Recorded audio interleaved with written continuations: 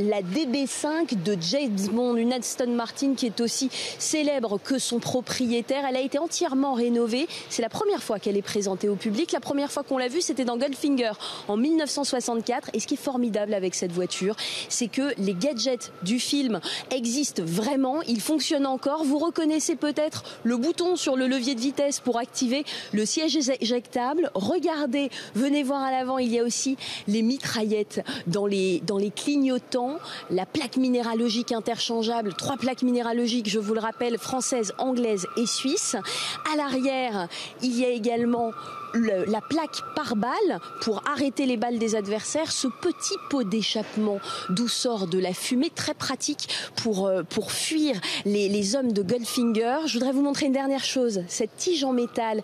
Souvenez-vous, dans le film, elle rentre et elle sort du pneu. Ça, ce n'était pas possible. Ça a donc été rajouté. C'est le seul élément qui est vraiment du cinéma sur cette voiture. Enfin, sachez que dans le coffre, il y a tout le mécanisme qui fait fonctionner ces gadgets. Il n'y a donc plus aucune place dans le coffre.